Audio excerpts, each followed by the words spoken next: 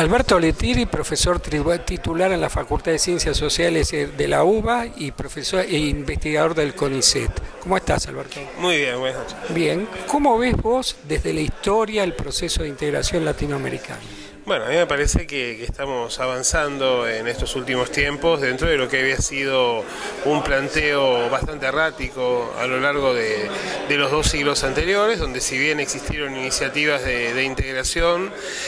sistemáticamente fueron eliminadas por las pretensiones de los imperios de turno, el capital británico inicialmente, los Estados Unidos, Francia también, y que básicamente si bien existieron iniciativas aisladas no pudieron sostenerse en el tiempo. Además, esas iniciativas difícilmente encontraron un ámbito regional de respaldo, de coincidencia, de gobiernos que en un mismo momento tratan de llevarlas adelante. Por esa razón, siempre quedaron más bien en el plano de las formulaciones teóricas, en el plano de los proyectos, y en los últimos años encontramos algunos cambios que, digamos, nos marcan justamente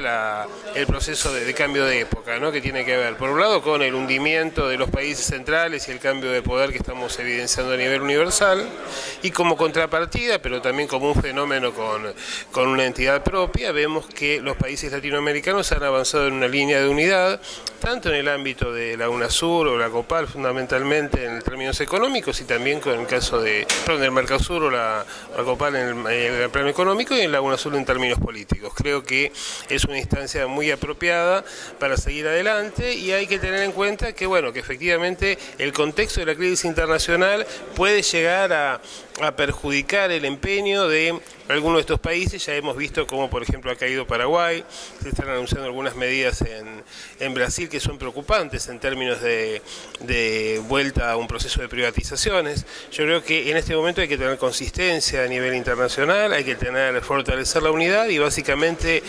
continuar en este camino, que es el que ha permitido que los países de América Latina hayan recuperado sus posiciones a nivel internacional, han convertido en prácticamente una potencia expectable a Brasil de cara a futuro, y han colocado a Argentina en un lugar mucho más avanzado y de referencia, tanto por lo que tiene que ver por el proceso de desendeudamiento tan importante que hemos llevado adelante, como la habilidad con que a partir de la gestión nacional y popular del gobierno de Néstor Kirchner y de Cristina Kirchner se ha podido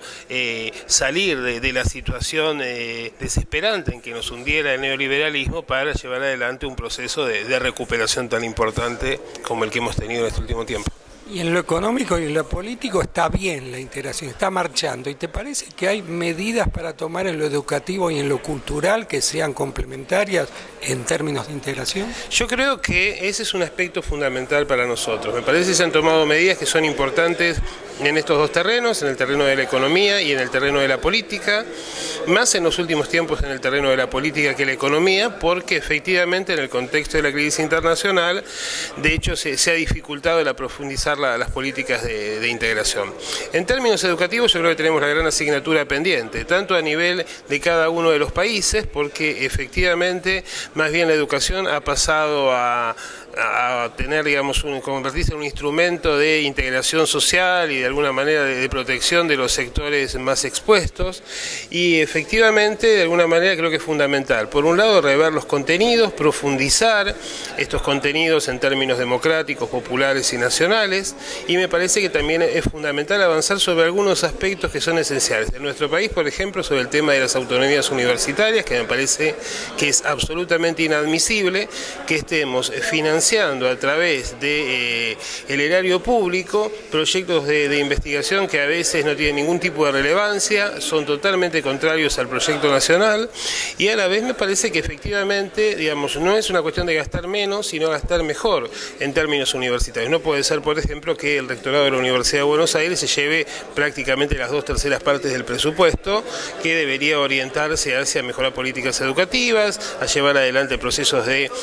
adquisición de infraestructura estructura, de mayor integración social. Creo que es fundamental cambiar todo lo que tiene que ver con la mentalidad en términos de la universidad. Y creo que esto se está haciendo muy bien en muchas universidades del conurbano. Es decir, una universidad que atienda a las necesidades de la sociedad de la que forma parte y que efectivamente dé respuestas, que se sienta parte de la sociedad y no una universidad como la que nos acostumbraron. El liberalismo tradicional o el neoliberalismo después, que es básicamente una isla aislada de los intereses nacionales y básicamente integradas a proyectos de subordinación y de expansión económico-cultural del exterior. Bueno, te agradecemos mucho y esperemos que dentro de 10 años te podamos entrevistar para ver cómo se ha avanzado en todo esto que estuviste diciendo en la segunda pregunta. Bueno, muy bien, nos vemos en 10 años entonces. Si estamos todos vivos.